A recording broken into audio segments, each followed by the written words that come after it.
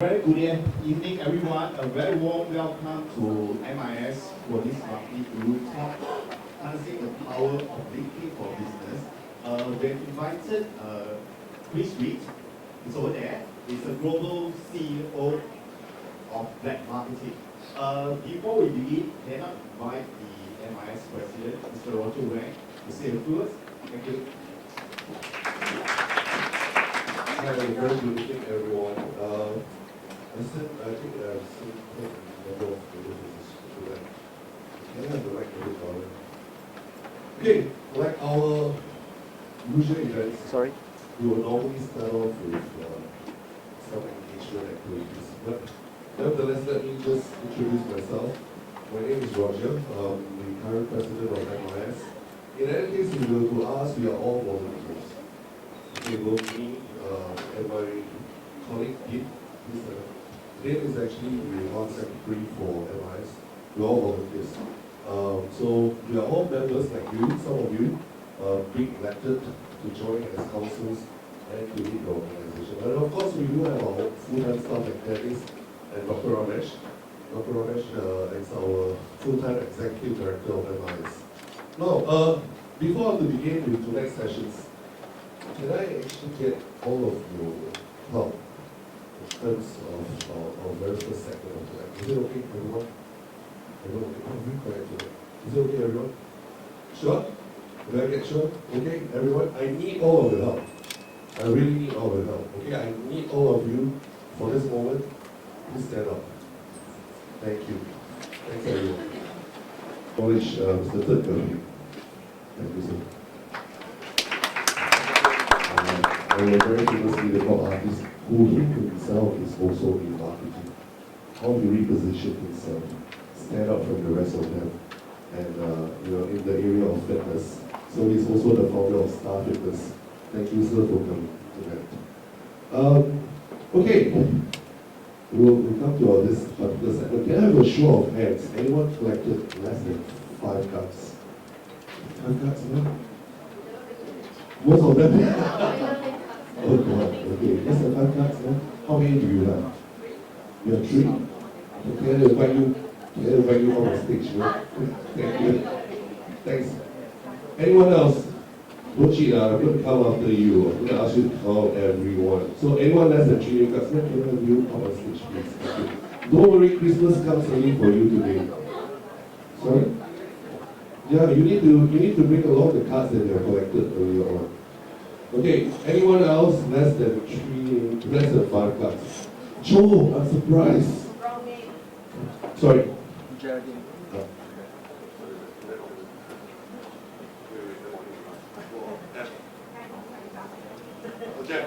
Geraldine. I know it's like J, but G. Okay, Geraldine, less than 5 cards. Please up on stage, thank you. Can we have another one more? Anyone else? Less than 5? Okay, anyway, I know Geraldine for quite a while. So embarrassing. For me, Okay, can I have a show of hands? Anyone collected more than 5 cards? More than 5 cards. More than 5 cards. You mean what? All of you just collected 5 cards, that's all. Compliance. Anyone? More than 5 cards? Man, thank you. Thanks. Can we have you up on stage? Man, you do it? More than 5 cards?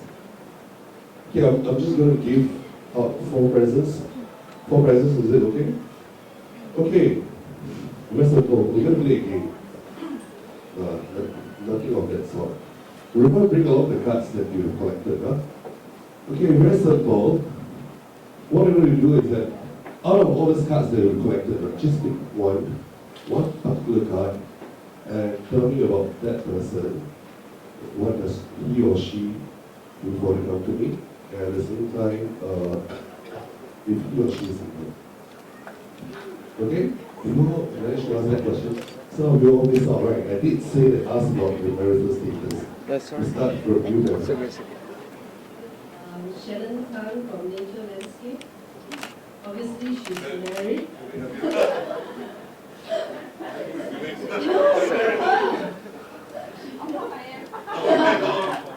So I think not because she's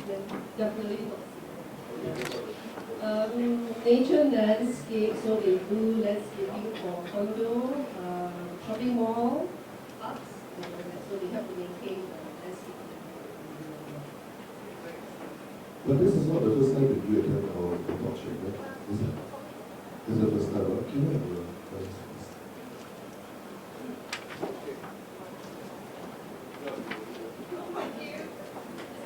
That's for you.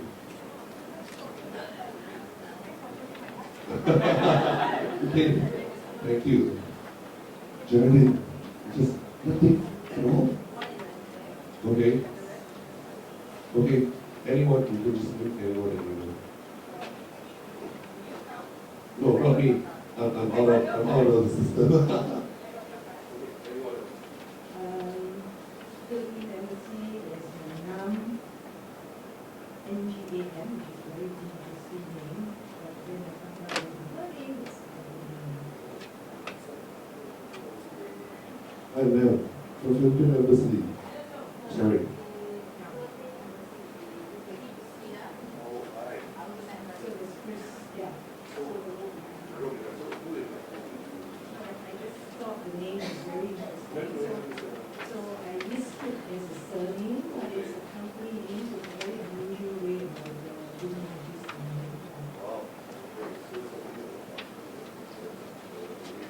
Yes. Okay, anyway, Geraldine is also our lecturer in MIS. Okay. And she's also a very established journalist. Thanks, Geraldine. That will be for you if you have it.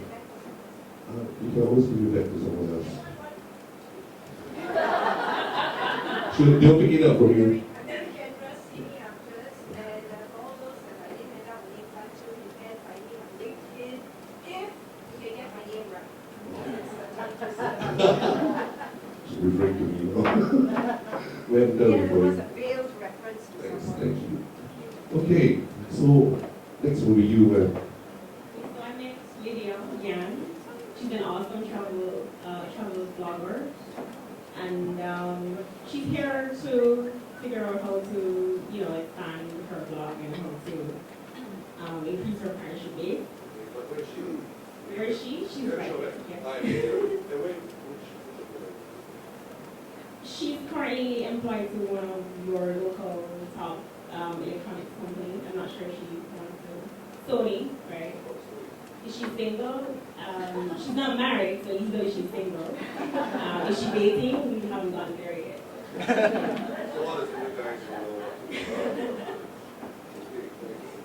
What about you? I'm married. I'm from Jamaica. I've been here since November, and yeah, I'm Singapore. So single too, right? Deep. You know. Thanks, Nelly, for you. And for you, likewise. Man. Okay, next, last but not least. She or I think you're gonna pull Chris cards out, right? Sure, why not? Chris doesn't need any introduction from me because we all know him and we all here attend what he has to say today. So yeah, that's my form of cheating because we all know him already. I do follow you on LinkedIn as well for your posts, so really awesome. I have no idea whether he's married or single or available in the sense. Yeah, so yeah. As Mitch says, I give out money for free because I work for IE Singapore. But let me correct the statement, it does come with a list of criteria, you don't give out money for free. Yeah. Yes. I do market promotions, so we basically do events which would build capabilities or information based on the markets for SMEs. Yeah, so any events which is under the umbrella of IRIC would fall under my relations. So, yeah. Coming and of course, likewise, thanks for coming. And Chris, I will pass you that MIS notebook later. Thank you. Thanks everyone. Okay, without further ado, now before I go on to Chris' segment, please allow me to do my part, okay, as the president of MIS. Now, just a show of hands, how many of you here are current members? Current members? Wow, okay. Thanks for coming to our members. But for those who are not our our member, all right? I would like to welcome you to join us. Reason being because MIS is actually a non-profit organization, okay? So we exist for one particular single purpose, and that is for promoting sales and marketing within our arena, and it's among our professionals. So we are here basically for all of you. Okay, and quite frankly, we don't charge that high for membership. It's only 108. Sorry? 181 for 2 years membership. And on top of that, I think you get more in returns for being our members. If you were to join our members tonight, this evening, we're going to give you more than $500 of vouchers, training vouchers. Okay, at MIS we do conduct our executive training courses. So we have about 250 courses under our belt right now. So if you were to join us as a member, not only you get more in returns in terms of training vouchers, in terms of value, you will be invited for events like that. Okay? And of course, we do have our e-marketer and our marketing magazines that you'll be receiving on a quarterly basis. Okay? So please pick up a form, join us today. And for today in particular, we're also giving extra $70 training vouchers extra. So that will work out to be about almost $600. So you just have to join us at for 2 years membership, $181, and you get back about $600 in return. Okay? Right, that's my part. So I'm done with that. So without further ado, please help me to give a round of applause for our speakers tonight and our guru.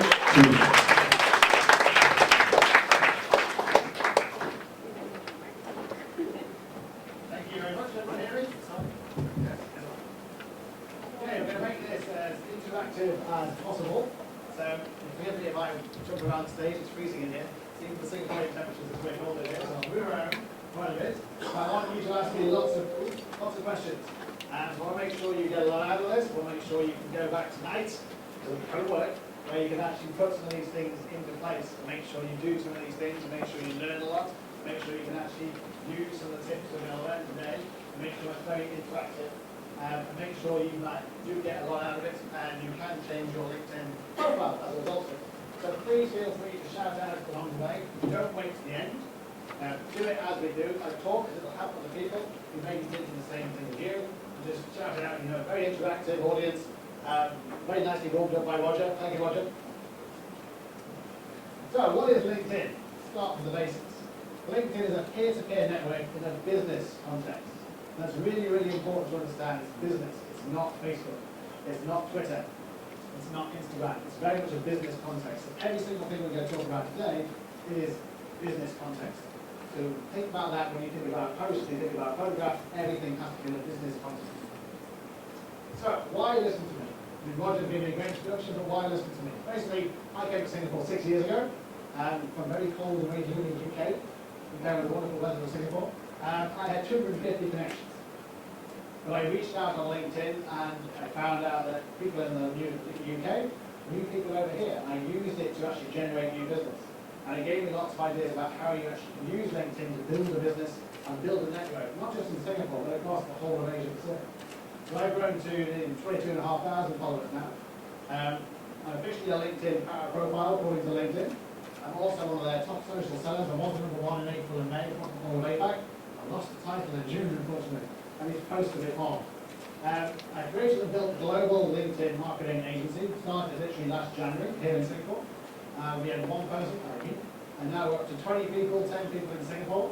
We have offices in Sydney for ANZ, in Hong Kong and Shanghai, in London for the UK, and in Toronto and New York for North America. And we're growing and growing and growing and growing. In fact, we're pushing at the moment, so if you do want to apply for a job for our black marketing company, we'd be very happy to talk to you. So there are basically 4 steps to success on LinkedIn. Personal branding, company branding, content marketing, and new business. We're going to cover the 4 steps through these top 10 tips. LinkedIn is also a gamification platform. Now what I mean by that is that every single thing you do on LinkedIn, just like Facebook or Twitter or Instagram, basically is about gamifying. The more things you do, the more they reward you. The less you do, the more they penalise you, the more they punish you. So the more you've got to really get stuck into it and do it on a constant basis. And you will find using the app, for example, very, very useful. Because if you're got 5 minutes here, or you're waiting for a friend, or you're in a taxi or the MRT, for example, you can actually use the app to actually post things, like things, share things, do things, and it'll help towards your views, help towards the gamification of your profile, make sure your profile raises, and you have more views and you have more status, for example, on LinkedIn. So every single thing we do, and I'm going to reference this quite a bit, is about gamification on LinkedIn itself. So let's start with rule number 1. Tip number 1 is your photograph. I have a white background or blue background, it's got to stand out. I had a client in Australia, and their corporate communications team decided that everybody should have a black background. The trouble was, with the black background, lots of the guys down there had black hair. And then they all came in black suits. So they basically like anonymous. It just didn't work at all. So do not have a black background unless you have to be very white or blonde and you're wearing a white shirt. This is even better because by the time you actually get down to the app, your picture is that big.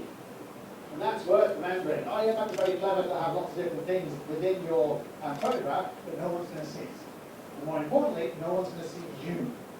And LinkedIn's a relationship building marketing engine in a business context. It's about building relationships just like you would do a networking event like this. So think about the photograph very, very succinctly. So this is the way the photograph. You can see his eyes, you can see his smile. You warm to him immediately. Just like you would do in a networking place. Someone smiles at you, someone looks at you, you warm to them, you trust them, you're building a relationship. This guy got a bit carried away. I'm pretty sure that is not Maxwell Gadsden. And I'm pretty sure that George Clooney is not in the aviation business.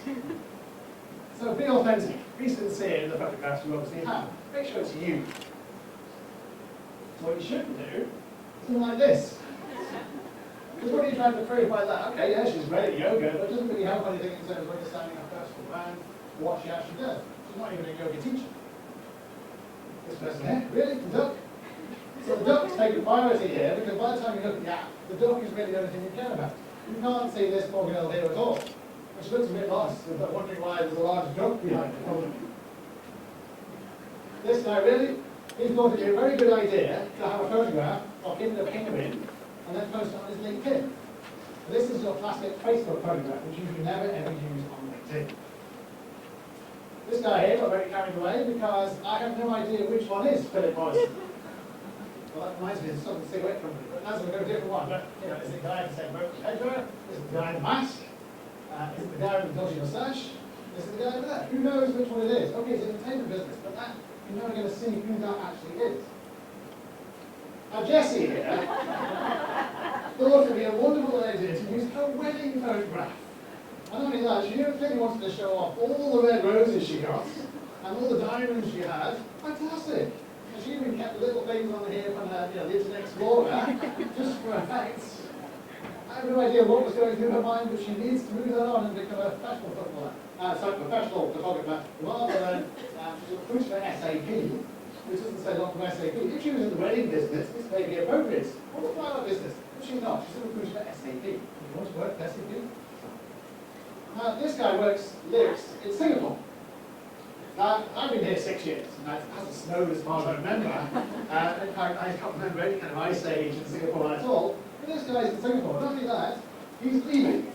So he is now passing. I'm going out now, or maybe some time. I have no idea what he was thinking about here. This guy clearly is not very happy with his appearance and decided that he'd have either plastic surgery or a mask or his face was just one. This guy clearly doesn't understand how to use the camera. Either that, or I actually think he's an assassin. Because he works for a company called Bulletproof SR. So surely this guy is really going to look at us, he's one of those anonymous people. Now this guy lives in Singapore, where of course the car is worth more than the house. But also, he's founded an orphanage. I'm sorry, but I'm an orphan. I want to be an orphan in this house. Fantastic orphanage. Maybe you can sell that and fund it as an orphanage. For my personal favourite. Now you can only get away with this kind of photograph if you work for Google. It's one of those things, everybody. Google is trendy and interesting, but he got kind of mixed up because he used to work for the Kennel Club. So somebody that should be a dog owner, not find the So why do this? It increases your views by 11 times. 11 times, just by having a photograph, just by having a good photograph. 11 times. Also, people do not trust people they can't see. They want to look into someone's eyes.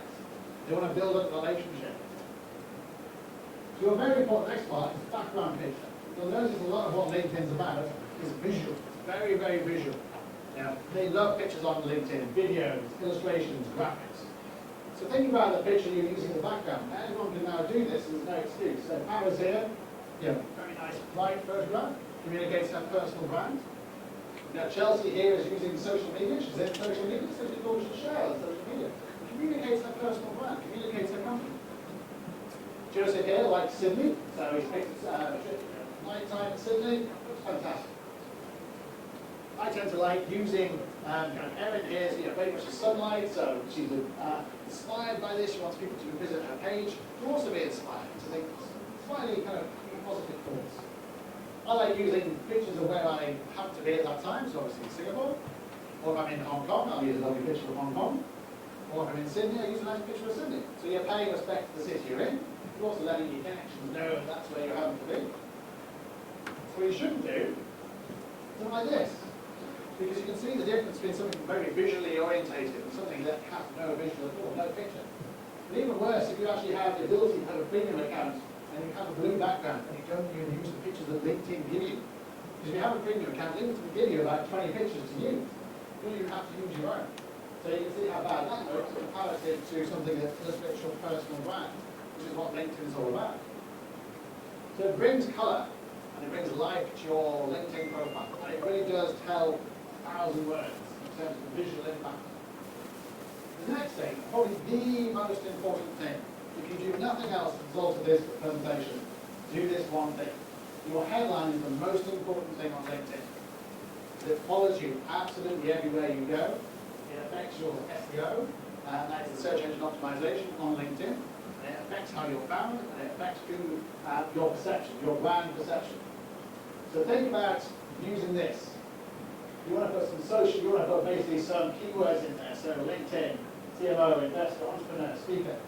Or Callum here is got owner, investor, director, speaker, writer. You know what he's all about. You know what Callum's all about here. You don't need to go delving into his profile. You know this is the kind of guy he is. Kevin here, CCO, author, professional speaker, creative director. You know exactly those few words what Kieran is all about. This guy's not big carried away. Axel Henriksen, the Wizard of Wealth. And he's on Shop Direct and Save, helping businesses, customer attention using free to job in. But it works because you know exactly what he's doing. If you happen to be an ICT, apparently this means something. It means absolutely nothing to me, like not an ICT. But if you happen to be in that industry, and want to impress people in that industry, then this means something to people in that industry. So if you happen to do that, then this is what you should do. Everyone recognize this guy? Yeah. He's a security consultant at Security International. This is, of course, from Taken 3, which if anyone hasn't seen it, and has seen Taken 1 or Taken 2, it's basically all the same. So don't bother watching Taken 3. LinkedIn and Fox thought it would be a great idea to create a profile of Ryan Mills, obviously Liam Neeson, and because it's all about his skills. Obviously LinkedIn's about skills and experience. So if you have hands-on experience of negotiation and extraction, various other fantastic things that use double plays. And he actually had a competition whereby if you connected with him, he would do a recommendation for you on YouTube. So if you find it, it's absolutely hilarious. One guy won, and he went through his entire profile and recommended to him. And it's really, really, really funny if you actually listen to it. You have a look at YouTube for that. So what you shouldn't do, what about this? Music modal emissary. What does that mean? Who knows? Retail Jedi. Digital overlords. Oh my God, digital overlords. Executive demigods of Miracle Health. I'm sorry, if you're in Miracle Health, do you put a picture up like that? Unless that is the before for the after. Really? Would you like anything in Miracle Health if you put a guy like that? I certainly would not. This guy here has literally spent his entire career in education. Now, I know the Marketing Institute of Singapore, but really, having every single thing you can possibly imagine here, he can't have any room for his experience. He's been in school all his life. This guy went the opposite way. He just went, dot, dot, just Aldo. He's just Aldo. No one knows him as Aldo. That's it. So your headline appears every single place on LinkedIn. So if you look in groups, for example, you'll see your headline pops up here, and you'll see, because of the default, how it looks. You have no idea what this guy does. You know what this guy does, you don't know what this guy does, or this guy does. It appears in comments. So when you comment on LinkedIn, it appears. So every time you comment, and I'll get to that in a minute, but every time you comment, your headline appears. If you want to communicate with your peers, your connections, and you want to communicate everywhere, you want to have a headline that sums up your personal brand and your company. When you actually go in groups as well, it appears in groups. So you think about all the groups, and we'll come to a group strategy in a second. It actually appears. So this, you can see that basically makes an impact. It's marketing you, and it's personalizing you, and it's personalizing your brand. When you're a top contributor in a group as well, it also comes up. So it's really, really important to think about the words you use. It also helps you SEO. So add in your personal brand stories. If you do this, you increase the amount of views you get by tenfold, just by adding in a summary section. And this summary section should be a once upon a time. It's once upon a time about your life. So think about your career, think about your personal achievements in your career, your business, and write about that. And make it interesting, make it personal. And don't write it in the third person. Because if you write it in the third person, it sounds like one of your PA wrote it. And if your PA didn't write it, it just makes you sound like you have a PA. But also, if you went to a networking event like this, you wouldn't go out and go, experienced marketeer, or Keith said this, or Keith did this. You wouldn't do that. You say I. It's all about I did this, I wanted you to. How are you? And this is what we do together. Or we could do together. So it's all about building a relationship up. And LinkedIn is a peer-to-peer network. So it's all about I. Use the word I, third person, don't use the word third person. But you kind of interesting about the summary. So what you shouldn't do is have a summary like this, which doesn't exist. Because LinkedIn give you the summary section for a reason. If you don't fill it out, then the rankings you get, the viewings you get will be less than would do otherwise. If you do fill it out, then your rankings go up. But also not giving a chance to someone to know who you actually are, what you actually do, what your achievements are. This is applicable to people looking for jobs, being headhunters, looking at partnerships, winning clients, managing talent. You have no idea what this person actually does. Even worse, you have something like this. A lifelong passion for problem solving describes every single person in this room. Because we solve problems on a daily basis, all of us. So how does this distinguish, how does this differentiate this person from a personal point of view and everybody else on LinkedIn? It doesn't. Now this guy here, he's a very positive person and enjoys giving humanitarian service. He works for the military and he looks like a spook. So obviously you have to be quite careful about what you look like and what you actually say in your summary. So I wouldn't trust this guy with humanitarian anything. You also shouldn't do this. This is the experience section, which is down here. It's not for the summary section, which is up here. So don't get the two bits confused. But the worst cardinal sin on LinkedIn is putting your CV.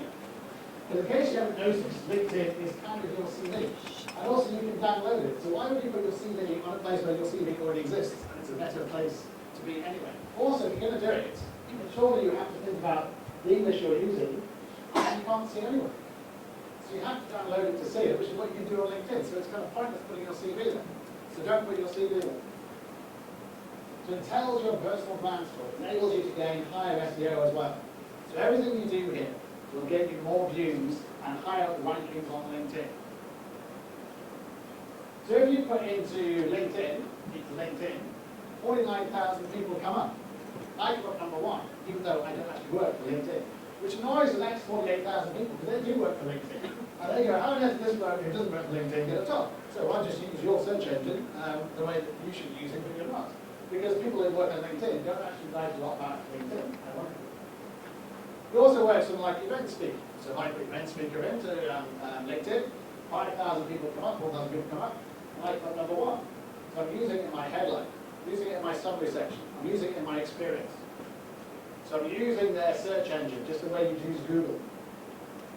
I do get beaten by Patrick now from Entrepreneur, so obviously he's a better entrepreneur than myself. So the next thing you've got to do is how do you experience it? I don't mean about your current job, not the previous job you had that you left 6 months ago. Because there's nothing worse than writing to the CMO of Microsoft. And the CMO writes back and says, yes, I will meet you, Chris. You go, fantastic, I'm meeting with the CMO of Microsoft. You meet him. And he goes, oh, I left that 6 months ago.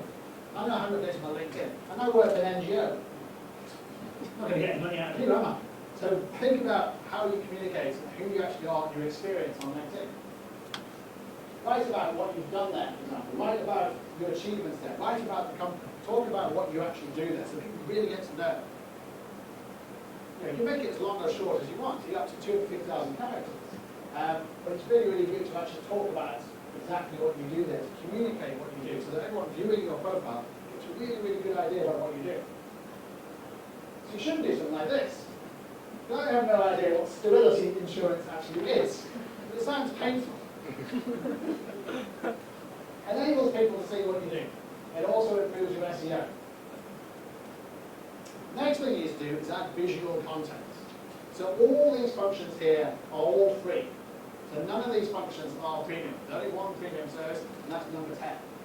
So these ones are all free. You can all add visual content. This is this visual content here. This is the only way of driving people to your website on your personal profile. So if you put in an URL on your profile, you can't click on it. Because LinkedIn don't want you to click on it. They don't want you to go away from the LinkedIn environment, the LinkedIn app. The only way you can do that is by putting a website link from your website here. It opens up, and then you click a button that says Read Original, and you go to your website. So you achieve two objectives there. You drive people from your personal page to your website, but you also have lots of visual content, which looks very interesting, and actually make people actually click on it. So if you product or you're doing services, put the product in there, put the services in there. So you should do something like this. Have no visual content, even if you happen to work for a marketing advertising agency, who presumably creates advertising, visual stuff you can use for, marketing. But maybe Ogilvy are just shy and retiring. Does anyone work for Ogilvy? Does anyone think that Ogilvy are shy and retiring people? No, I don't think so. Or maybe it's a common thing with Ogilvy, because this guy also works for Ogilvy. So maybe they just don't want to share. They do all that advertising, get other clients to market, and spend millions of dollars, but don't like to do their own marketing. So it brings your profile to life. It talks about what you actually do. You also personalize invitations. So every single person here tonight should connect with every single other person here tonight and reference the fact you met at the Marketing Institute of Singapore. Because that gives you a common ground, it gives you a common area to actually say, yes, I remember that, I met him or her at the MIS. So wherever you happen to meet somebody or exchange interaction with somebody, this is what you should actually reference in your invitations. So if someone comments on your blog, for example, or comments on a piece in you shared in a group, write to them and say, thanks very much for commenting, thanks very much for liking. I'd like to connect with you so that I can see your content.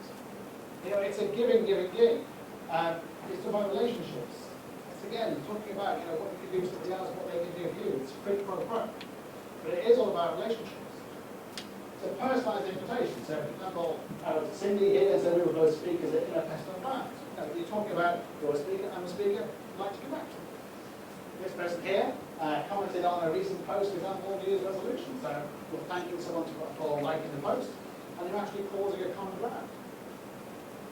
This person here, for example, I met at the AmCham. So you're saying at the AmCham, you're causing a reference point, you're going to say yes. If you personalise, you get 95% acceptance rate. 95%. If you don't personalise, you get about 20 to 25% acceptance rate. Because people are getting more and more choosy. So when you see this, it's like coming up to somebody today and going, here I am. Who are you, and why should I connect with you, and why are you interesting, and why, cause a relationship. You don't start a relationship by saying, I'd like to add my professional network on LinkedIn. Where's the reference point? What are you talking about? Why should someone connect with you? And if you happen to get any connection request, any of the Gaddafis, be very, very wary. The Gaddafis love LinkedIn for some reason. I have no idea why. You would have thought that they'd be banned in But apparently she got a bit confused as well, because she thinks she works for the government. I think she's still self-employed. And I'm pretty sure a few years ago, her dad was boosted out of the government, so there are all sorts of problems happening now. But yes, don't accept any kind of invitations from her. Or dodgy people from various parts of Africa, especially if they want to give you millions of dollars. And especially if they say they're God-fearing and they believe in investment banking. That's the God of investment banking, otherwise known as the Marina Bay Financial Centre. So it improves your acceptance rate by 300% if you actually do this, personalise. And it shows interest and personalises an invitation. Next thing you do is post to your blog. So how many people here write a blog? Don't you do? Yes. Thank you. One person. Only one person? And nobody else has a blog? Seriously? Okay, so your homework is have to write a blog. It's not this Singaporean thing. I did this presentation at the NTUC last week, and not a single person in the whole room wrote a blog. So they all have to go away and write blogs. 50 of them did the next day. Very impressive. But you should write a blog. And I mean a business blog. I don't mean a blog about, the hawker centre, or the food down there, or your shopping, or Vivo City. I mean a business blog. Something you can actually share with people in a business context. Because your blog appears here. First things that people will see on your profile are your blogs. More importantly, they stay there. Now what I mean by that is that all social media is dynamic. So if you share something, it goes because other people are sharing on top of you. But your blogs will stay here, which is where it's really, really important to think about what you're going to write. It could be about your business, it could be about something you're passionate about, it could be something that is interesting. So I wrote a blog recently saying self-restriction ban, for example, in Singapore, which got diverse reactions. People my age said yes, people younger than me said you're mad. But at least you're causing some kind of disagreements or some kind of engagements. And it's a business context, I was putting the case business-wise. But think about what you want to put there, because people can then see all your blogs, and they can then go to the other parts of your blogs and then read that. I still get people liking and sharing people on my blog that I wrote a year and a half ago. Because they can't find any content I shared more than 2 days ago. So if you think about the way that social media works, this is the only way your content actually remains here. And it's also very keen in terms of positioning yourself as a thought leader, and also positioning your company, so using content marketing to market your company. Write about problems that your customers, your clients have, and then write about solutions that you potentially offer. And you will generate sales. It's classic content marketing. It's all that kind of social selling. It's bringing people in without actually selling to them. It's using your personal brand. It's using your company brand. It's using content to actually say, this is what we do. You want to buy from them. Then you build a portfolio of your blogs, so people get a really kind of good feel about the visuals and the way you present yourself and your brand. And you can get literally 500,000 to 1 million views and likes and engagement. So you get a huge amount of engagement, a huge amount of interaction. Because don't forget, there are 364 million people on LinkedIn across the world. Half the world's professionals are on LinkedIn. Half the world's professionals. In Singapore alone, there's 2 million people on LinkedIn. So you take out all the construction workers and all the mates, and all the aunties and the uncles and the kids, basically that's about everyone on LinkedIn. So do think about kind of the power of LinkedIn. You kind of get this kind of engagement. You can really make something go viral. If you post on your website, your company's website, basically nobody's going to read your blog. It's one of the kind of myths. People think, oh, if I blog on my website, it'll be the 7th tab down and the 6th part there, after about us, services, case studies and clients. Basically no one's going there. Because people spend about a minute and a half on your website, your company website, where they want to find out content from LinkedIn, because LinkedIn is the largest publishing platform in the world. And it's getting bigger and bigger and bigger, because there's 364 million people on there, and a lot of them are publishing. People like myself publish 2 or 3 times a week, for example, on LinkedIn. So it's very competitive in terms of how to do it, but it's because the potential is enormous. You can influence a lot of people with your connections. And all your connections will then find out about your post. And not only that, LinkedIn then email all your connections with the best posts. If you're good, your content will be there. If you're very good, you'll be on the Pulse, which is basically the LinkedIn content engine. That can go make your blog go viral.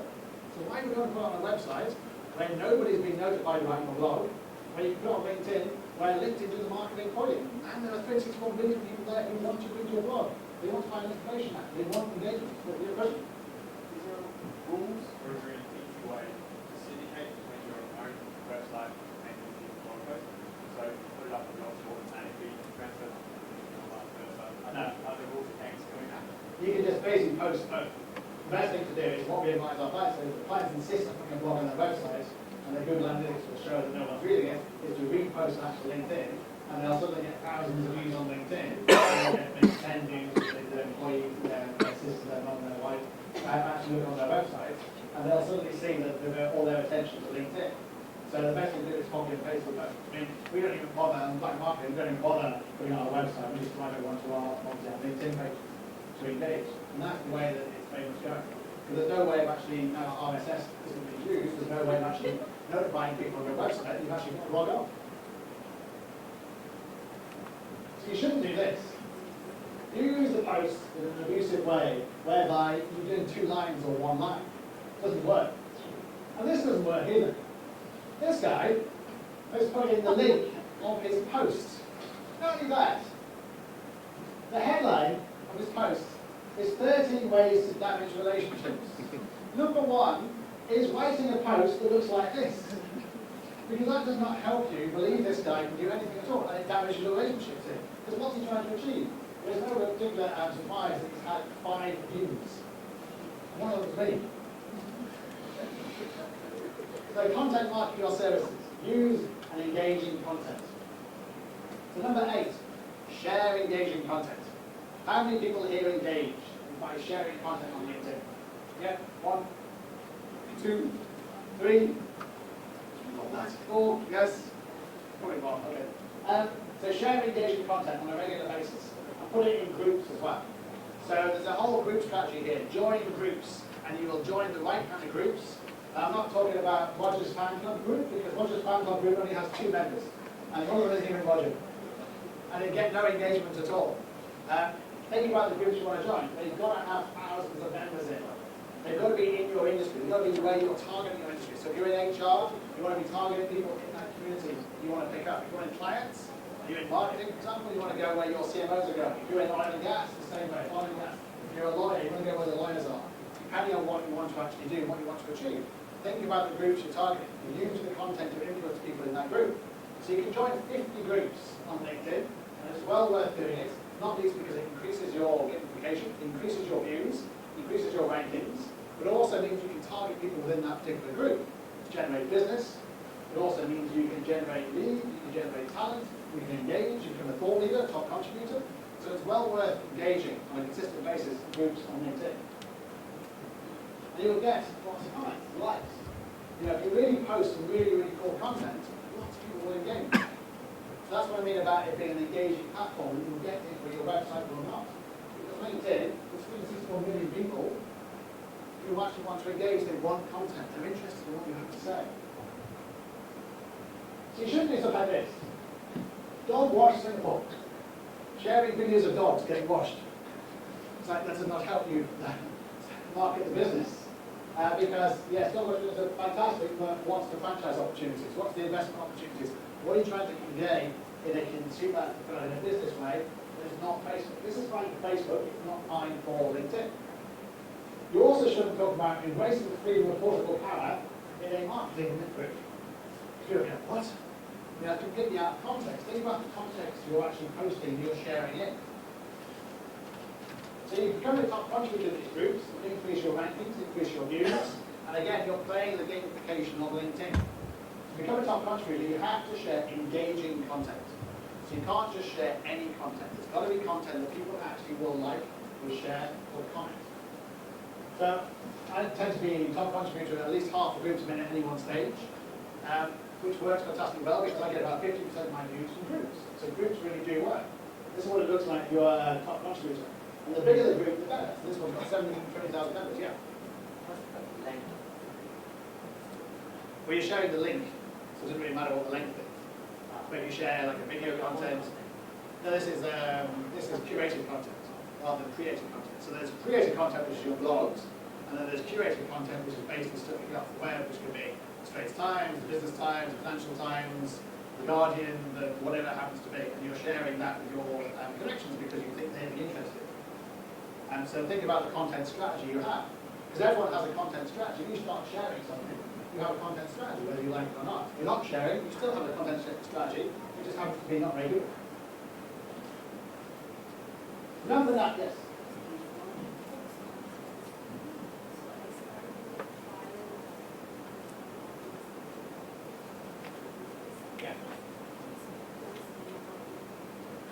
Yeah, you'll soon learn what works and what doesn't work. There's lots of analytics on LinkedIn that tells you. Now they do analytics on your post as well. So you can post something and look at every single fact and figure from which country they're from, which position they're in, which companies they're from, you know, even go like down to the nitty-gritty of all their facts and figures on LinkedIn. LinkedIn will now tell you.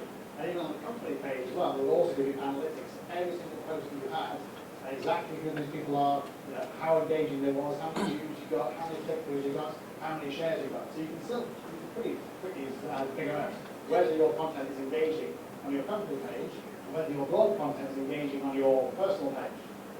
So you can experiment that way around, and you'll soon figure it out, because LinkedIn's audience is very, very responsive, but also LinkedIn gives you lots of facts and figures so you can actually tell yourself. What the element of fasting in the front was about, what in your opinion was the ideal length of a blog post? Ideal length of a blog post is between 500 and 1,000 words. So it shouldn't be War and Peace, it shouldn't be Shakespeare, it shouldn't be going on forever, never, never, because people are checking it on their phone, people are checking it on, 5 minutes here, 10 minutes there, but it has to be meaty enough so someone gets something out of it, so they don't think it's wasting their time. So it shouldn't be like a link or 2 lines. People think, I went there, it's supposed to be somewhere else, so that doesn't really work. You've got to be something substantial to get stuck into. But the more important thing is it's got to be engaging. If it's engaging, people will let you off with 1,000 words or 2,000 words. They won't let you off with this not very good content about days or not spelled right or something. So company pages, really, really important. And company pages are free. Now, one of the reasons why you do company pages, if you haven't got a company page or an SME, is because if you don't, you won't come up on Google. If you have a company page that's active, you actually come up on Google, and it's free. Again, through organic search. So if you're not having a company page, one, it means people can't find you on LinkedIn, so you lose credibility. And two, people can't find you on Google, which is even more important, because then somebody's competitor can be in place of you on LinkedIn, on Google itself. So you think about your losing competitive advantage merely by not having a company page. So if you work for a company, does anyone work for a company that doesn't have a company page on LinkedIn? Nobody? Maybe you don't understand.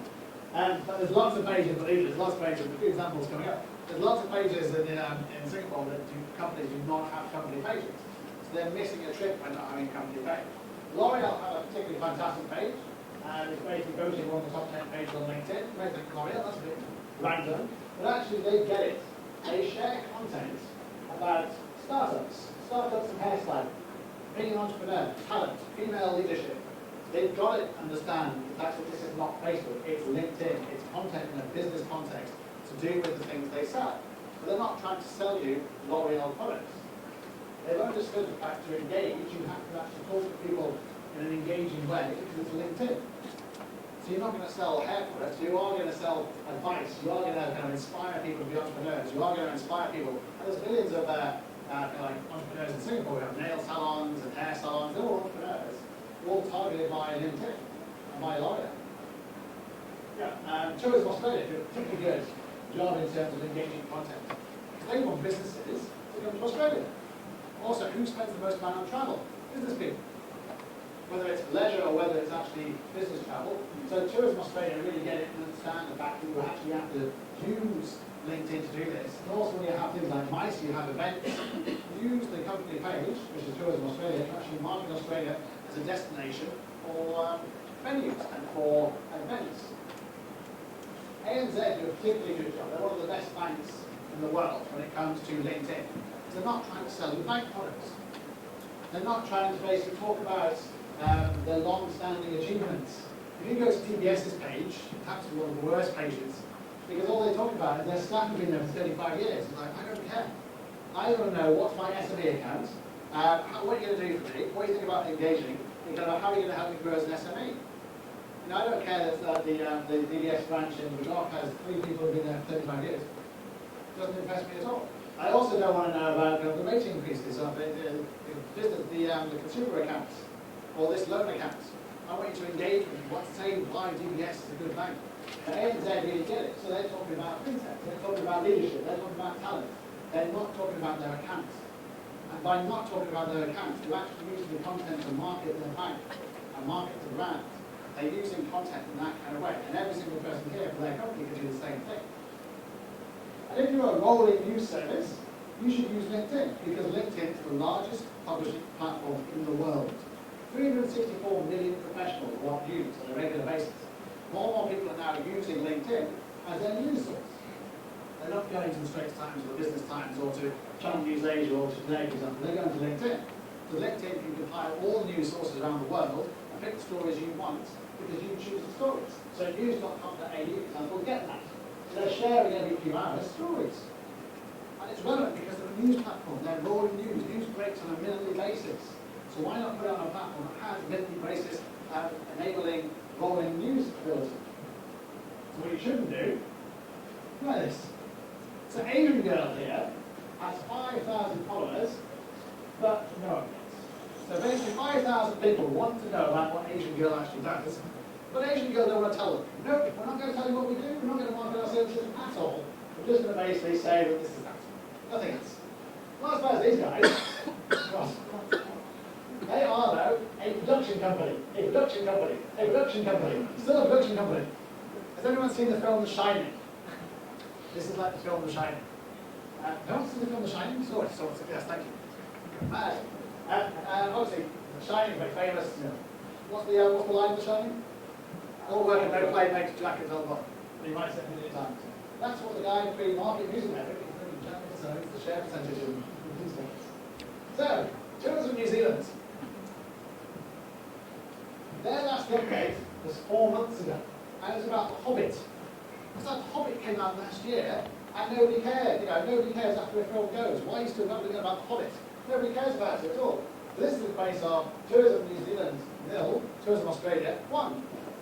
Not least because Tourism New Zealand are about to employ a PR advisor. And their first job will be to manage their LinkedIn company page. Not as bad as Singapore Tourism Board. This is my favourite example about what not to do on a company page. Now, can anyone give me a reason why you would possibly join Singapore Tourism Board from their LinkedIn company page?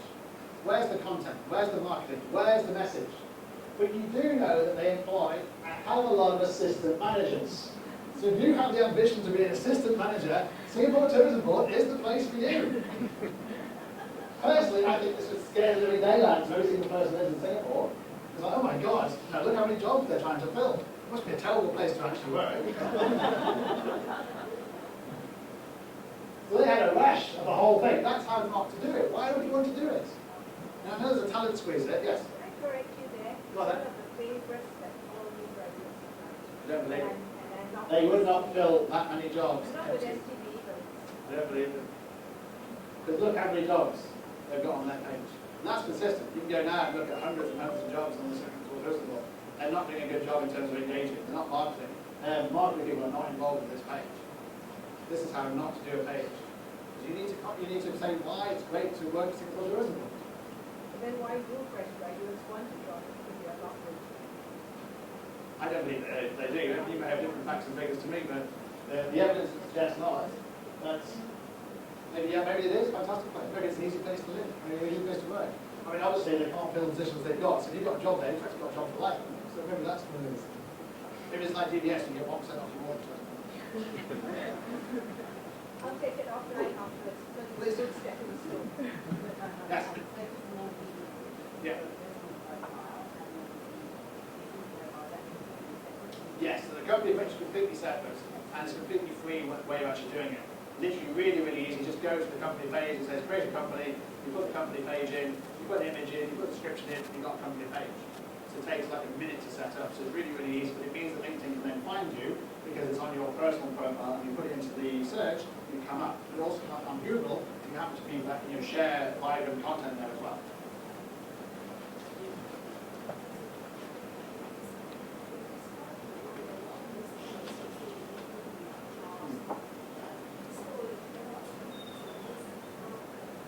Right. Yep. No, you can totally right. I mean, LinkedIn started off as a recruitment platform. Well, that was, 15 years ago. Now it's a sales and marketing platform. Now it's a content platform. They've introduced, we'll come on to the final one, is a sales navigator platform, which is for sales and marketing professionals. So they realized, when I came to Asia, that's why I started using it for sales and marketing, that you can reach out and use the data on LinkedIn for sales and marketing, just like you can use it for headhunting or talent. But it's changed, and more pages are now becoming very engaging. Hayes today, for example, Hayes recruitment agency, passed 1 million followers on their company page. But they don't have lots of jobs now, they have engaging content. So it makes it an engaging page to actually follow. They've actually applied the laws of content marketing to their company page, and as a result of that being rewarded. So how would you compare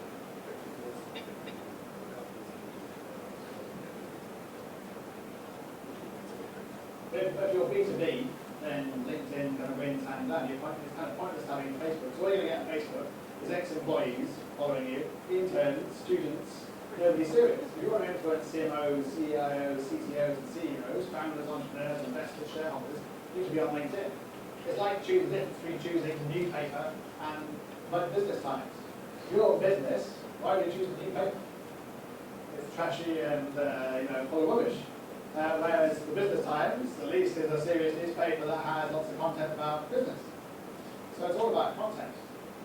And I compare Facebook to, in a business context, to someone actually, if you approach someone on Facebook to try and sell them something, it's like approaching Roger here with his family or his mistresses at the weekend with, on a Saturday afternoon, for example, in a restaurant, he's having a few drinks of wine, he's relaxed, he's very cool, and someone comes over to him and goes, "Do you want to buy this?" Completely out of context. That's what Facebook's like. Whereas LinkedIn is like this. It's a business networking opportunity where you can connect in a business environment, it's a business context. Facebook is not a business context. So they're incomparable in terms of that. If you're Facebook, if you're B2C, Facebook's fantastic. But if you're B2B, you should not be on Facebook. It's not going to work for you, not in a serious kind of way.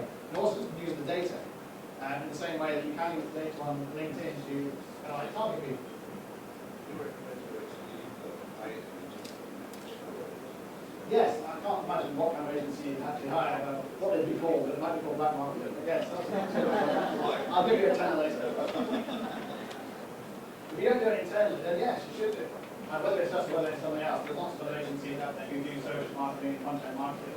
We happen to just specialise on LinkedIn. There's other agencies who do Facebook, Twitter, Instagram, WeChat, Weibo, and LinkedIn. But you need to do, or you can do it internally. But you don't do it internally with just HR, like this. You do it internally with marketing, HR, and corporate comms, all coming together to achieve the results. It's by working together, that's how you achieve the goals of the company, not just one side of the company.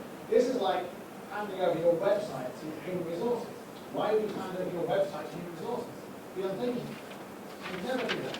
Because it would look like this. For a job. That's all they care about in human resources. Sorry, my bad, anyone in human resources here today. But that's what happens. Whereas a website is controlled only by marketing people or the CIO or the CTO because it's a marketing function. LinkedIn is exactly the same. In fact, LinkedIn is more powerful because there's 364 million people on LinkedIn and there's not that many people looking at your company website. So your company website is redundant by comparison. So this is Singapore Tourism Board. This is the Straits Times. Now the Straits Times apparently is a newspaper that produces daily news, minutely news, hourly news. You would not think this from their LinkedIn company page. Because the LinkedIn company page doesn't have what they actually do. Not the fact they're a newspaper, a public company in Singapore, and they have about 5,000 employees. But they do have a business section, apparently. But you wouldn't know again from their LinkedIn company page. I used to use the comparison at the Business Times until I used this several times in the audience actually did work for Business Times.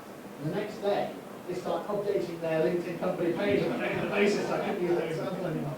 So no one's gotten on the news Straits Times yet. So they want to SDH here, they have to go back and my God, I can stop Chris using that example. It's great time. These guys just didn't bother even finishing their names. Dot. I can't bother to spell the rest of my names, we're just sentences. Slightly better than my favourite example. Singapore Airlines. Now Singapore Airlines. Where do they make all their money? They make that money from business travels. Business customers make up all their profits. That's why they're so successful, that's why a wonderful airline, I fly Singapore Airlines all the time. But I wouldn't be influenced by their LinkedIn company page because this was posted a month ago is still there. So the last update was 1 month ago. Or it's a complaint. So it's actually having to go to the staff, it's saying that Qatar and Etihad and Emirates is actually a better airline. And this is on there for a whole month. And nobody from Singapore Airlines has actually responded to this in any way at all. Even if it's just to delete it, or to answer it and take it offline, or to offer this person free flights for the rest of their life, to do something to engage on a regular basis. Do not have negative PR at a place where there's 364 million business people who might look at this and go, oh, I think they'll fly Emirates. I think they'll fly Emirates now rather than Singapore. It's very, very competitive. You know, the Middle Eastern airlines are being the biggest competitors to Singapore.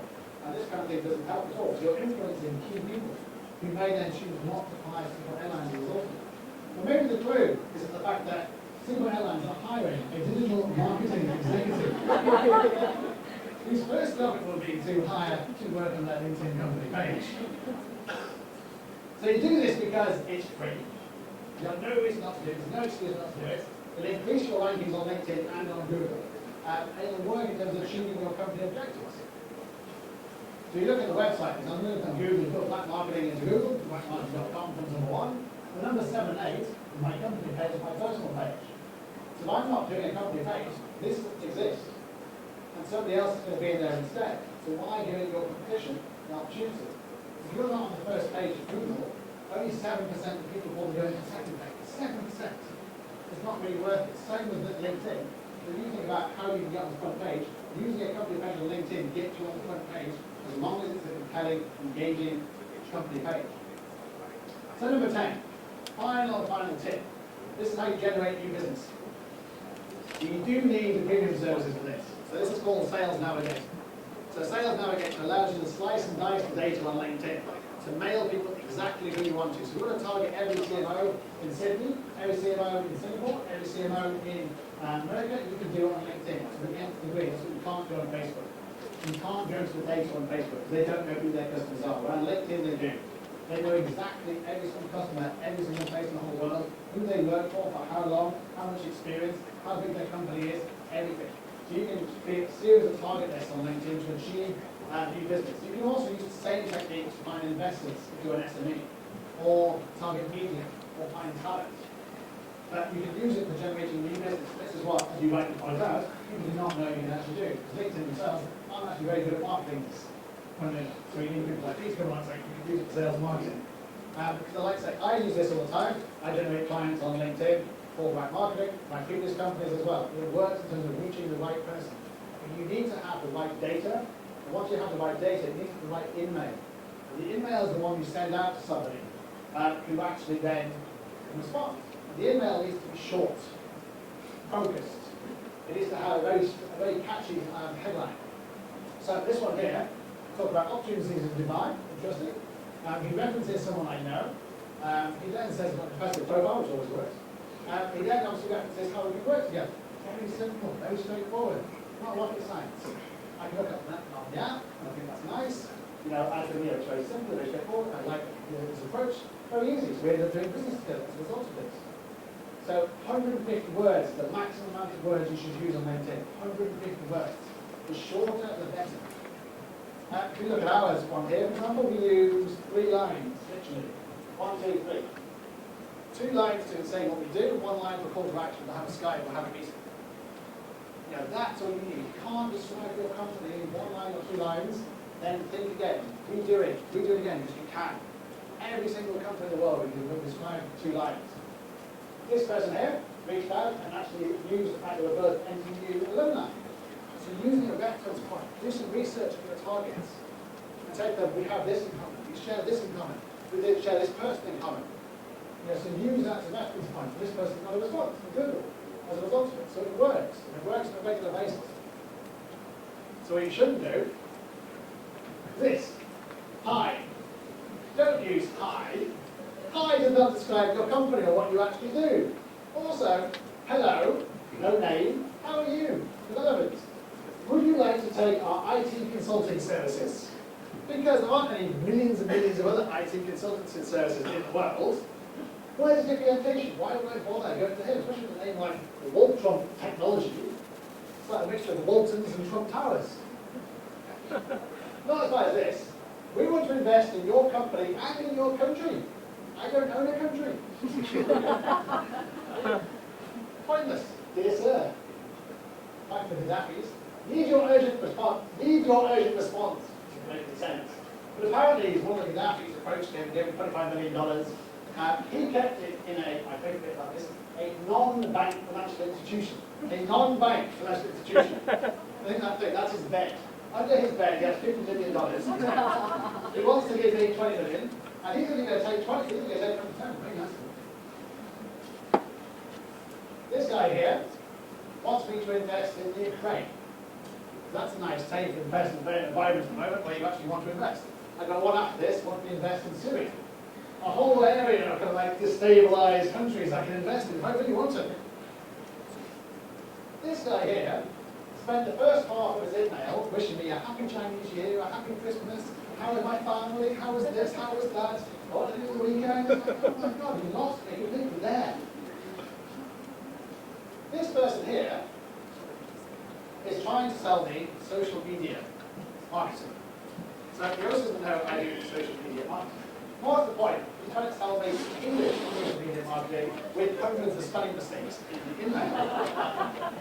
And you get a lot of this from the Philippines, sorry, didn't mention everyone from the Philippines here, but you get a lot of companies from the Philippines who basically write to you and say, we have perfect English, completely spelled wrong, and try to sell you English services. Like, if you're going to do that, make sure you go through the spell check first before you write to somebody about your English services.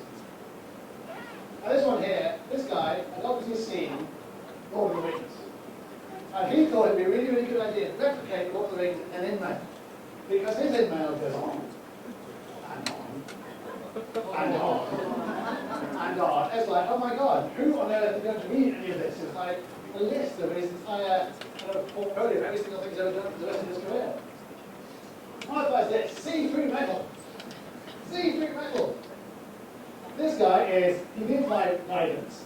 He has transparent metal, electric, or see-through radiant barrier. Is it metal or is it see-through radiant barrier? He's kind of changing it, he's capturing it, looking at the marketplace here. You can use Windows, Skylines, and numerous other applications. We have numerous military installations. Military installations. So they're the only see-through metal in the world. Why are you targeting me? I'm not very interested in see-through metal. I have no military installations. Completely pointless. Then he wants me to watch this video. And then he thinks he's changed his name. His name is now Inflector Window Insurance. Now, if he's doing see-through metal, why is his name Inflector Window Insurance? It's like, surely that's a contradiction. Thanks. My favourite one, I did on this one. This guy was selling gold dust. Gold dust! But my favourite line about this is the fact that he's in league with lots of local miners, there's the League of Shadows. They're going to league together, they're going to come and get you. And it's like, he's basically, he's not a gold seller, not a gold seller, it's only gold, no gold seller. The miners use him for safekeeping of their gold. He knows that bloke in the Gaddafi's got millions of dollars into his beds. And what I really like about this one, he said, we have ruled out doing this here locally to avoid certain things. That's like the mafia, the police, the FBI, it's like certain things. But I do like the fact he's given me, the gold dust, the colour, the purity. Fantastic. So I want to buy gold dust. He's the man to go to. So if you want a reference, I'm sure I'll get permission if I reference you anybody. So basically you can create a whole new business pipeline by using emails in the right kind of way. So don't just use serendipity. Lots of our clients answer the question, where do you find about new business? And say, oh, well, I got a reference from this person, or this person referenced this, or I got a referral here. There's no proactiveness there at all. LinkedIn allows you to have a proactive pipeline and a serendipitous pipeline as well. So you can have both. That's the best of both worlds. Then you grow your audience. We get lots of referrals, we do a very good job, but I don't rely on that to grow my business. I proactively use LinkedIn to actually find clients across the world. And it does work. So by doing both, you grow faster. So in SME, it's a great way to actually grow. So in summary, LinkedIn is a gamification platform. The more you do get rewarded. So think about using it every single day, and your rankings will go up, your viewings will go up, your ratings will go up.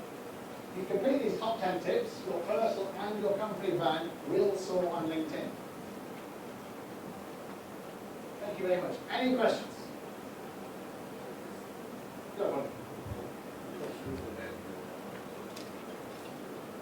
Yes.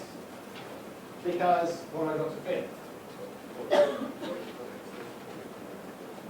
No, but they can find all the clients anyway. So it's a misconception that they can't find the clients. I had a client the other day who says, I haven't connected to any of my employees. It's like, because I don't want anyone to nick them. So you do realise just putting in your company name, I can get one of your employees. I never thought about that. So not connecting with them doesn't actually help you. Because they want to find your clients, they'll find your clients.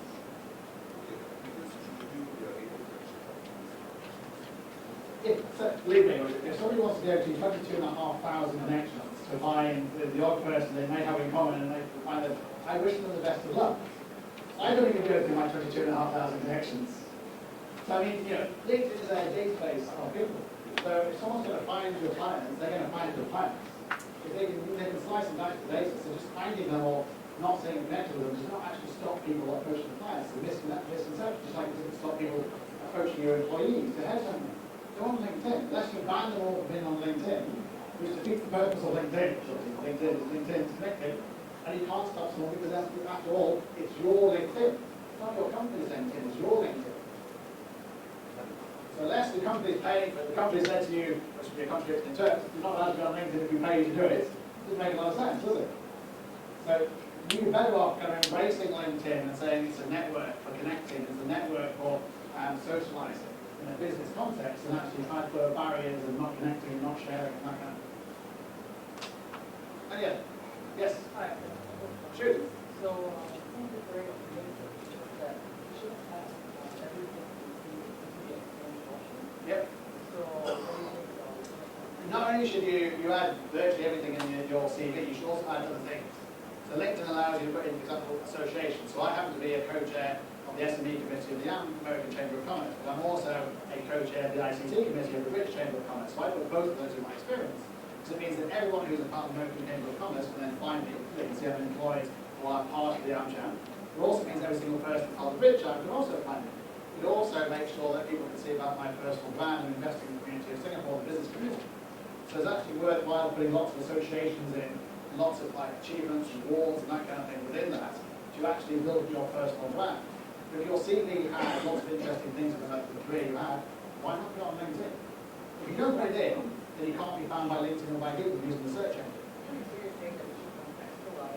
Yeah. And also, you think about it as a personal brand. Again, it's a once upon a time story. Put all your previous jobs next, then it allows you to connect all the previous employees and they can find you. They're using your network more importantly by doing that. If you're an alumni of NUS or SMU, for example, put that in there. I mentor SMU graduates, for example, final year students, marketing graduates, so I put that in my LinkedIn. So that anyone from the SMU can actually find me, because they may not know I do this, even though into UC, I have this relationship with SMU. So if they want to reach out to me, and people do, to mentor them, they can find me on LinkedIn. I didn't put it there, they couldn't find me. Next question? Cheers. So, if you want to keep running this patient, how much information? Definitely. Why would you not do it? So, okay. So Be shy and bashful. how much information do you put up? You should put up everything about your company and your part of your new company you joined, especially if you work at Singapore Tourism Board. You just give the evil eye over that. I just turned the stone now. It's like the serpents. So yes, no, definitely. Talk about the company you work for. You're proud to join that company. Talk about that company. Talk about the role you're doing there. Not least so you can actually communicate with your employees, your fellow employees.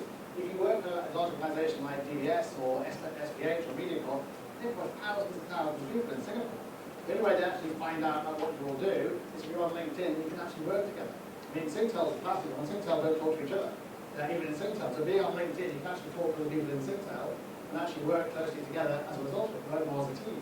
And also share engaging content. It also means that if you basically connect with Singtel, and if Singtel had a good company page, which they don't, but I ran out Singapore examples I could possibly use in this presentation. But if they did have a company page, then you could actually share the content, and then you're basically sharing the Singtel content, or the BDS content, or the OCBC content, or the MediaCorp content, for example. So it's a great way of sharing content, showing how committed you are and how you're amplifying content and becoming an advocate of the company on LinkedIn. Also helps other people and your peers know about what you're doing and congratulate you and then potentially work with you as well. And they may want to, may want to pitch them, do a partnership with them. There's lots of opportunities. If you don't fit in there, you're kind of losing out with all these opportunities. Any questions? Okay. Any other questions? Yes. What is your personal brand and your corporate image is a conflict of interest? Meaning to say you work in a company but you're doing something else on the side. A secret serial that does happen. And you have to obviously look at the pros and cons about, if your company you have on the side, for example, goes against your LinkedIn. I'll tell you a great story, kind of like a client in Australia who was a Hollywood producer at night and worked for ANZ during the day, and he had 2 profiles. He did not want his bank to find out he was a Hollywood producer, and he actually was a Hollywood producer, and that was his ambition, to move to Hollywood and become a billionaire. I have no idea whether they actually achieved that, I'm not going to be left to that stage. But he basically created 2 profiles, because he had no other way of actually doing it. But people in Hollywood, he was a Hollywood producer, never even worked in a bank in Australia, he lived in Hollywood. And to people in Australia, he worked in this bank, whatever he was doing in the bank. So you can do that. The best way of doing it is obviously to try and do both. So I do know people who basically work for something like DBS, then run a company on the side. You just get clearance from something like DBS to say, yes, you can actually do this. Some companies will allow it, some companies won't allow it. Depends on your contract, depends on how good you are at negotiating. But obviously, if you don't put it on there, people can't find you for your company, and it won't actually be able to help you then build your small company up to be a bigger company. So it's worth going for it, putting that on there, but there are obviously risks if it conflicts with your contract, so you have to think carefully about that. Yeah, sorry. Yeah.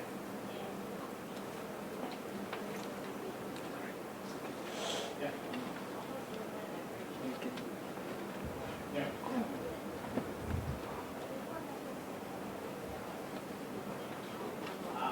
Good question. Good question. Normally you have a social media guidance policy, and people are only allowed to post certain things at certain times on social media to realise that they're representing the company.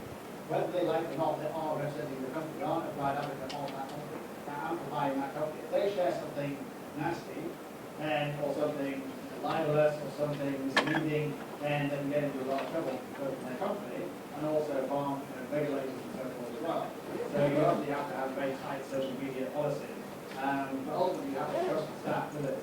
And I find doing training for staff, for example, is to amplify content and think things through in terms of, I post this as a member of Standard Charter, I'm representing Standard Charter, therefore I should not post something that slides off PBS or is misleading and say, don't take out a loan this week or something like this. By the way, it's going to crash in Greece at the moment. Yeah. You don't basically put out stuff like that which is misleading or can damage the brand Standard Charter. So obviously it's in the public domain, the PLCs, everything that goes. So having a tight social media policy is the best way of actually doing that. But also embracing the staff and actually training the staff and not just forcing on them is actually a good way of doing it. But normally people are quite responsible. One thing about Facebook and Facebook, literally Facebook and Twitter and LinkedIn, is that you can be anonymous trolls on Facebook and Twitter, where you can't be anonymous on LinkedIn. Because every single thing you do on LinkedIn has your profile attached to it. Which is why you don't get very much abuse. You have no abuse on LinkedIn. People disagree with you, they disagree with you in a professional way.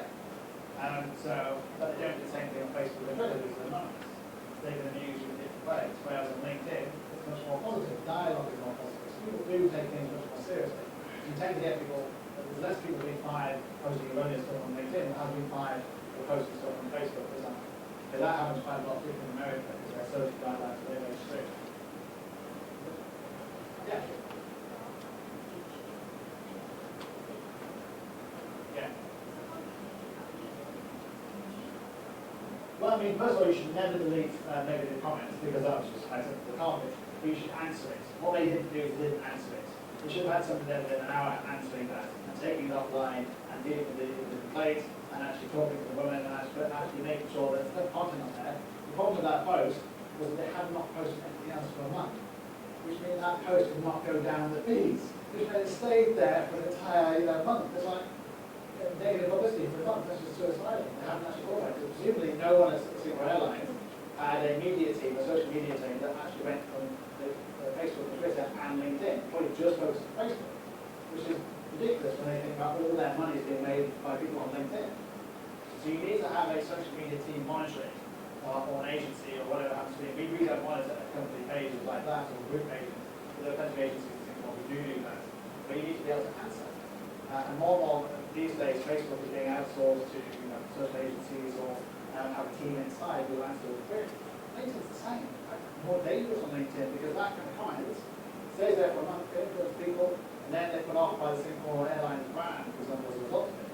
So you really do need to think about any social media needs to be monitored. Otherwise, do not be on that social media.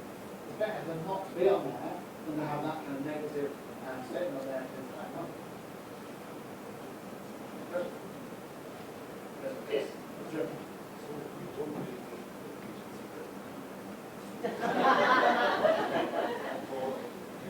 Because you don't need an agency like me. I mean, there are lots of agencies out there who do this kind of thing. Social media agencies, listening agencies, agencies who do Facebook and Twitter. We just specialize in LinkedIn. We tend to only focus on C-suite as well. So all our clients tend to be CEOs, CMOs, regional MDs, entrepreneurs. Because that way, their personal branding is their company branding, is their content marketing, is their business. They're all things wrapped up together. But also for the global CMO, they're representing the whole company globally, so they need to have a very good profile. A lot of these guys and girls do not have time to do it. So they realise they have to, because they're leading talents. They've only got 50,000 employees or 100,000 employees, if they're not doing it, they're sending out all the wrong messages, so it doesn't help in terms of talent. Also in terms of winning clients, poor leadership, more and more CEOs are now blogging on LinkedIn because they realise they're going to influence people. We've got the Prime Minister of India, we've got the Prime Minister of England, we've got the Prime Minister of America, all on LinkedIn. I'm sure the very soon before PM Lee swap Facebook and LinkedIn. He should do. He does a lot of Facebook, but he's on LinkedIn at the moment. So he needs to be on LinkedIn because that's where he needs to be influencing people. More, and that's, Molly's on there. Molly's does a fantastic job in terms of content. I'm sure he writes all his own posts. But like you come to the DBS CEOs on there, he's posting. Mike Smith, he's posting. More Asian content on there as well, which is quite American at the moment. They're switching over as Asia grows. Asia is the fastest growing region in the world for LinkedIn. Yes. Yeah, for a brand page, what's your idea of the best, the optimal frequency of posts? Is once a week too infrequent? Is once every 2 hours? Once infrequent, yes. Okay. I mean, if you think about LinkedIn, if you think about any social media, as soon as you post it, people only have that minute to see that post. So the more connections you have, the rules of social media, the more connections you have, the less likely you are to see any of the content. So I don't see any of the content that people actually want to see. So 22,500 connections.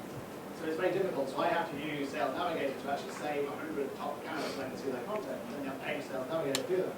But from a company page point of view, if you're a news organisation like news.com.au, for example, or Straits Times, you should be posting 5 or 6 or 7 times a day because it's breaking news. Particularly in the business world, if you look at things like the Financial Times or the Economist, they post on a regular basis.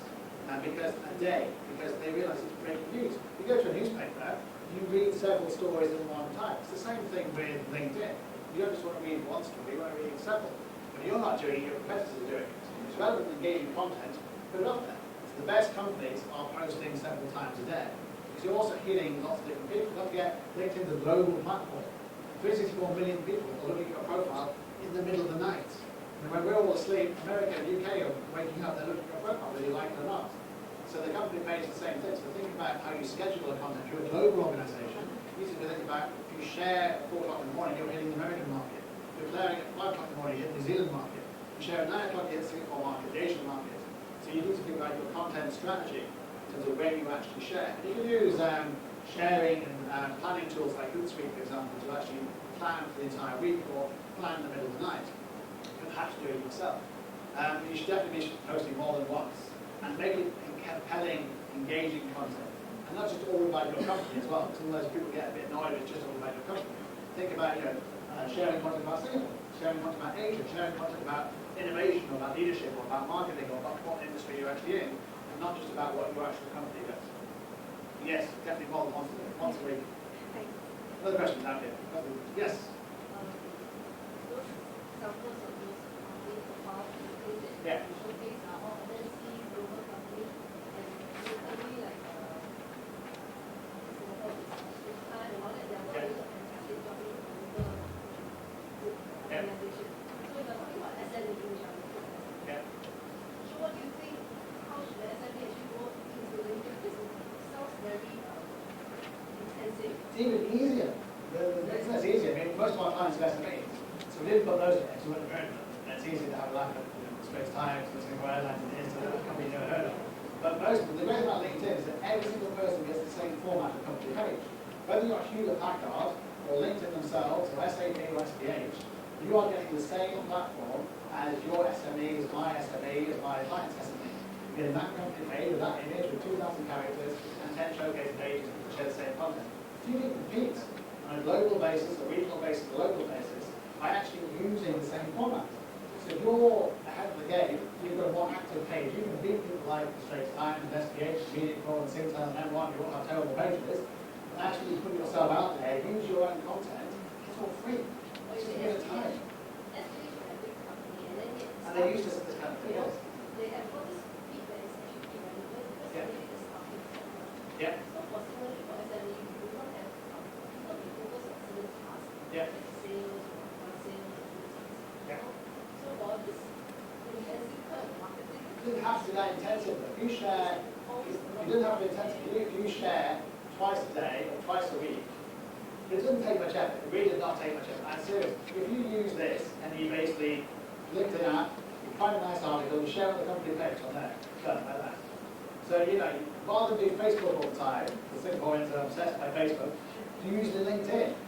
Because your companies are all on LinkedIn, don't be using Facebook. You know, take 5 minutes away from your Facebook updates and go on LinkedIn instead. When you're in that restaurant and you're surrounded by the people and you're checking out your Facebook, just do LinkedIn instead. You know, 5 minutes a day on LinkedIn will have more impact. Yeah. blogging, content. Yeah, that takes time. Then you're rewarded for it. You win clients a lot. You influence people. You can afford it.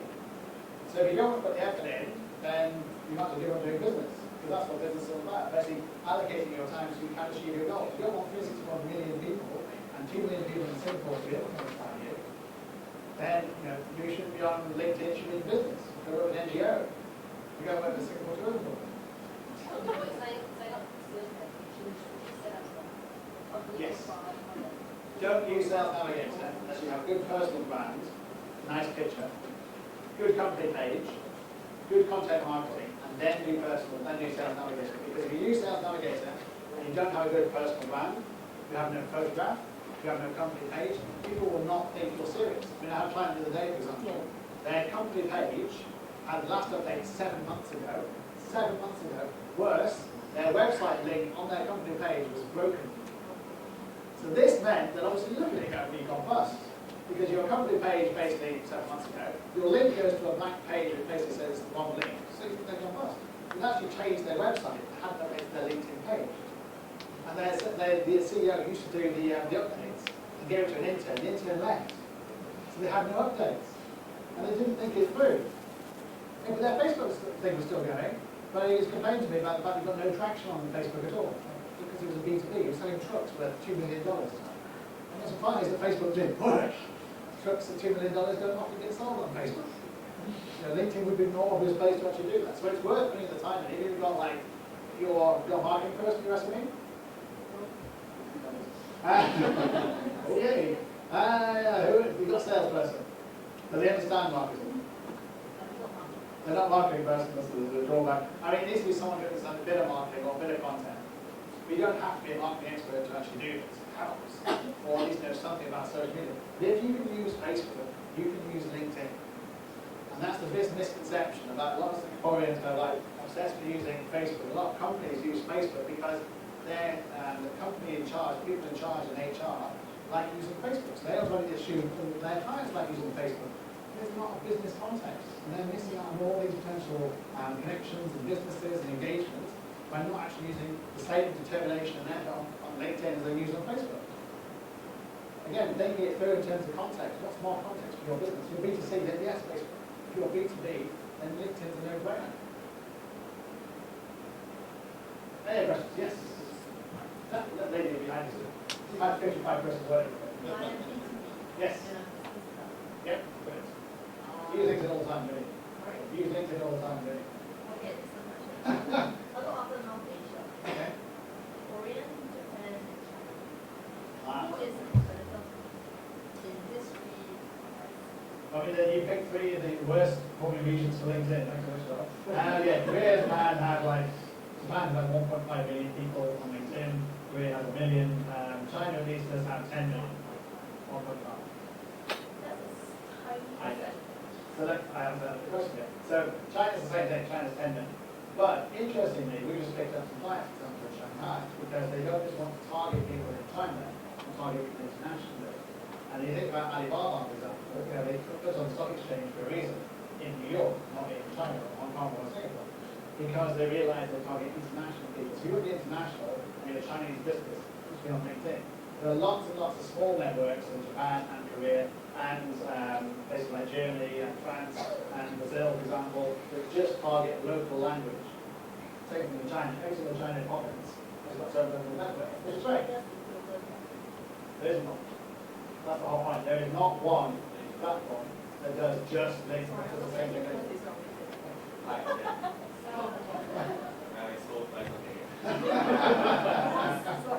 Nothing in on you this. But you get, there's not one platform in China, which is why LinkedIn is teaming with WeChat in Shanghai, in China, to actually dovetail together. And they've actually done a deal with the government in China, whereby, for example, the Tiananmen Square thing happened, they don't mention it, do they? So they go, no, that didn't happen, because like they've been banned, like Google and Facebook and everything else. Not like China. No, not like because they played the rules. They basically said, do you want access, potentially hundreds of millions of middle-class professionals in China, or do you want to not do that? And from their perspective, they need to be in China with Chinese professionals, because they're not like Google or Facebook and can afford to let China go. They actually need to be there to actually engage.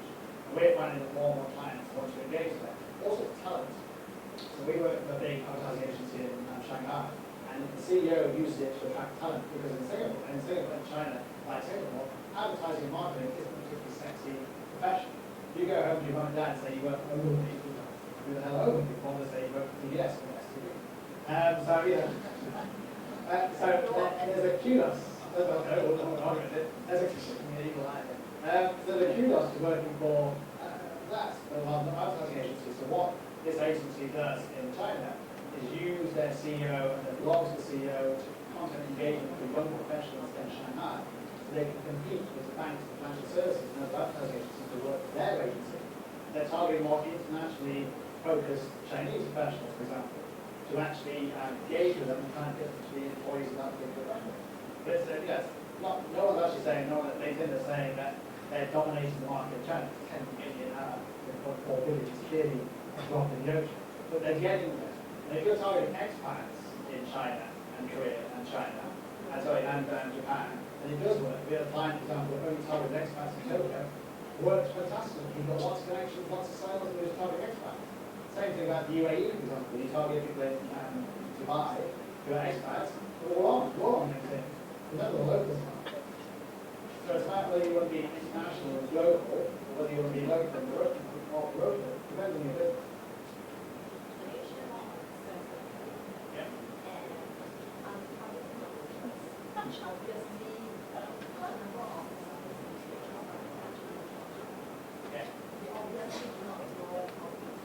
Yeah.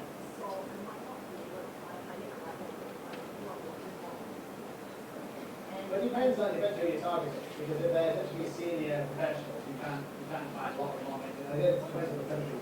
It's in Singapore, you can certainly find it. It's just like Hong Kong, you can. It's in ANZ, you certainly can. North Asia is a more difficult market. It's a much more difficult market, because there are not enough people on LinkedIn. It's growing, it's much growing in the world. Yeah, just to be right. So obviously, I think in these markets, we're seeing some challenges. But for us, it's a top-down approach. So we are approaching the C-suite level decision makers. So I think we'll be getting a lot of business in time to come to Korea, Japan, and China. So we are targeting more the C-suite level, getting them and people on LinkedIn, and then getting them to spread LinkedIn across the entire market. So Presumably looking at partnerships like what WeChat in China. yeah. Can we get last questions? Sales Navigator is a whole different presentation. I mean, Sales Navigator, talking about Sales Navigator afterwards, Sales Navigator is very, very complex to go through, and there's lots of different aspects to it, and basically I have to take you through a whole presentation about Sales Navigator. Shoot. Yes, oh yeah, exactly. I use Sales Navigator for B2B all the time. That's what I'm saying. 6 years I've done B2B.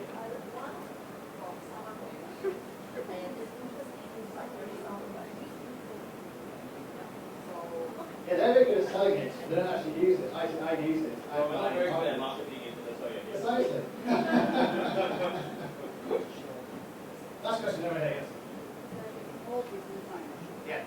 for example, strategy, connections, investment profile and corporate profile. Well, it's all about your personal profile. That's where you develop your personal brand on LinkedIn. So you basically amplify your content on your company page through your personal profile. So it's all about, that's why LinkedIn company pages are notoriously hard to actually generate followers. Even LinkedIn themselves have, I think, 1.5 million people on their company page. You know, it's like out of 364 million people, that's a drop in the ocean. HP, I believe, have the #1 in the world, have like 2.5 million. Maybe if I'm wrong here. It's 2.5 million. You know the numbers, guys. I think it's about 2.5 million. You know, there are only 20 companies in the world with more than 1 million followers on LinkedIn. You know, Hayes went through that mark just today, for example, last week I think it was. You know, 20 companies. That's very, very small. Where it's much easier to get people to follow you because it's about relationships, it's about peer-to-peer. So you should use your own personal feeds to amplify your company content and amplify the blogs. That's why your blogs on your personal profile, your blogs are not on your, and it's not on your company page. Because it's all about you. It's about you being, you know, personalizing it from a personal brand point of view, amplifying your company and amplifying your company content. My time's run out. Yeah, no, it's running short. Okay, Chris, thank you very much. Can we have a round of applause for Chris? And we want to invite MIS President Mr. Roger Wang to present the token of appreciation to Chris. What about Facebook?